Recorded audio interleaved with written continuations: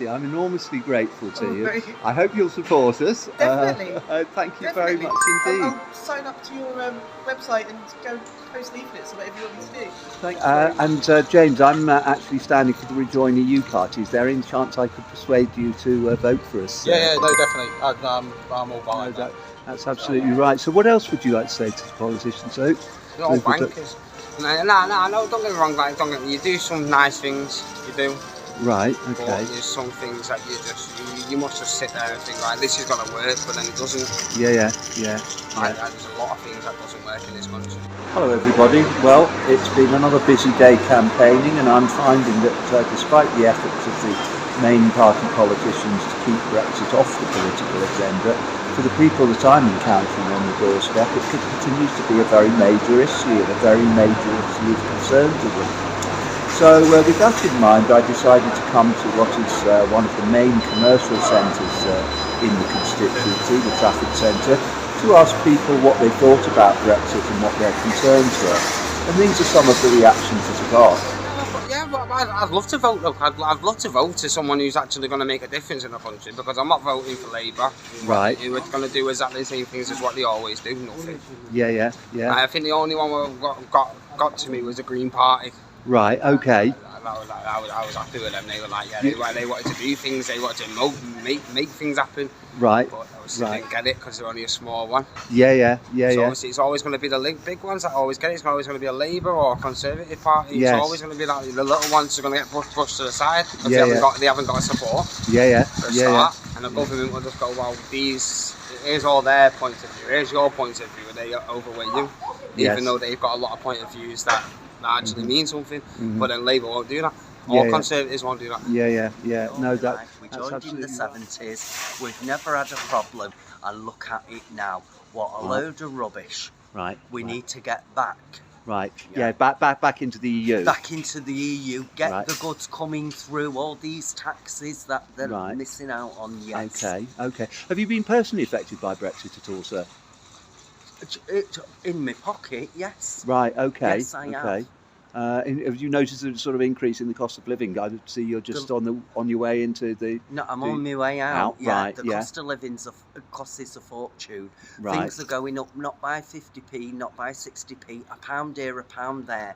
Yeah, heating and electricity. It's an absolute joke. Okay. Why change what wasn't broken in the beginning? Right. Yes. All my life I live with it. Yes. Yeah, and if I want to take my cat abroad, I can no longer have a pet passport, and it's double. Right, yes. So I can't do an holiday. Yeah. Because an animal is for life, not just for Christmas. Yes, absolutely. Kathy, tell me, what do you think about Brexit? I think it's a crying shame. I think if people don't know that by now, then they're just not opening up their eyes. It's just, I questioned it when it happened. Is it the right thing? Is it the wrong thing? Yeah. And, I thought it was the wrong thing at the time, and it's been proven over and over again. Right. Just the effect it's had on jobs that no one wants to do. Yeah. Who are you saving all of these jobs for? The NHS, which is crumbling. I work in schools. The funding for schools is crumbling. It's just the lack of human rights that we're faced with. Right. The threats that from not having this other hand on the till, or this check and balance to our own government is it's appalling. Right. That we've just lost that group mentality. Yes. So what else would you like to say to the politicians? You're all wankers. No, don't get me wrong. Like, you do some nice things, you do. Right. Okay. But there's some things that you must just sit there and think, like, this is going to work, but then it doesn't. Yeah. There's a lot of things that doesn't work in this country. No. A lot of things. Yes. And then, I feel with Brexit. Yeah. It's made it 10 times worse because we're all flapping about going out of Europe, and Europe is one of our main providers for everything. And it's going to cost us more money, so it's going to put us in a deeper hole. So just try and sort it out, try and do something, or try and compromise at least with people. Like give them a little bit, and then do what you need to do. But at least if we're getting that little bit, it's a bit of encouragement for them, isn't it, to do a nice thing. Yeah. No, absolutely right. I couldn't agree with you more, Luke. Listen, it's been lovely to meet you. Thank you very much for your time. Anytime. And I wish you the best of luck. Yeah, you too. Do use your vote, because if you don't vote, they just ignore you. And I know that, the established parties are particularly difficult to find appealing, because you can't get much more than a cigarette paper between Labour and the Tories these days. Yeah, you know. exactly. So it's just pointless voting for someone who's not going to change the world. yeah, exactly. I'd rather have someone who's going to change the world. Fantastic. Well, that's definitely what we're trying to do, Luke. So lovely to talk to you. Yeah, you too. Okay. But I will be voting for your party though this time. Sorry? I will be voting for Lovely. this party. That's not a problem. If you're just going to try and change the world and try and help my kids have a better life than I have, Yeah, I'm game. we'll certainly try that. Thanks very much indeed, Thank Luke. you very much. Have a Take nice care, day. sir. Bye. How have you been affected in your schools by Brexit? Well, the schools, it's to do with the funding. So so we'd already had the academies coming in, which are basically private prisons in the education system. Right.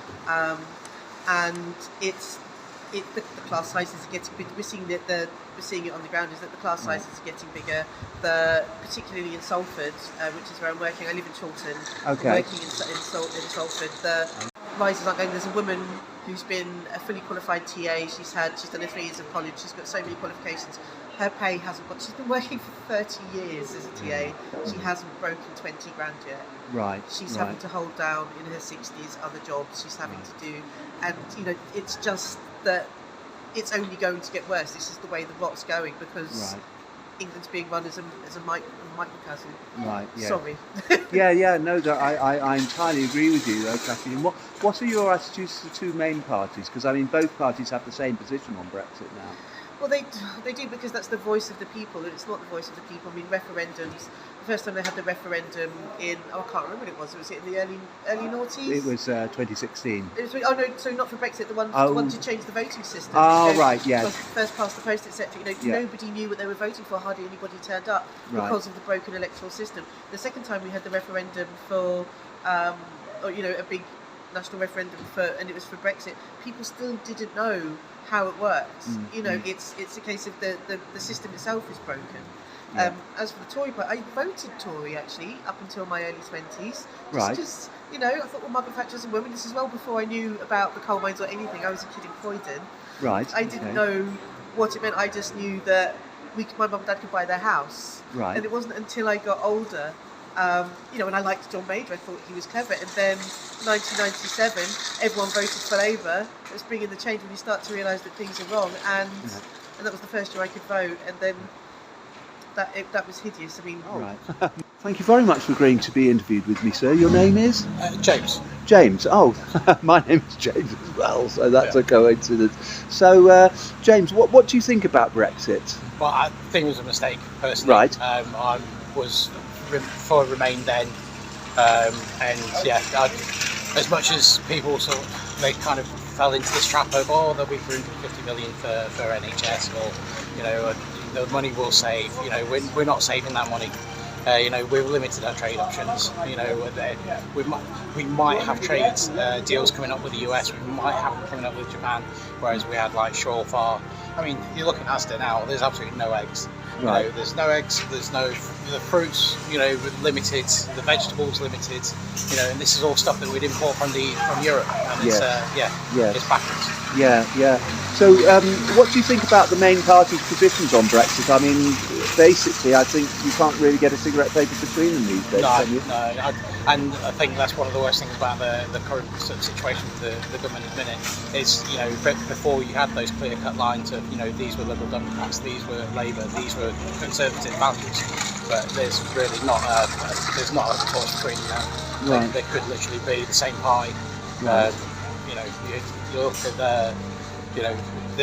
the leaders in opposition at the minute. Right. It could have been anyone but Carl Starmer.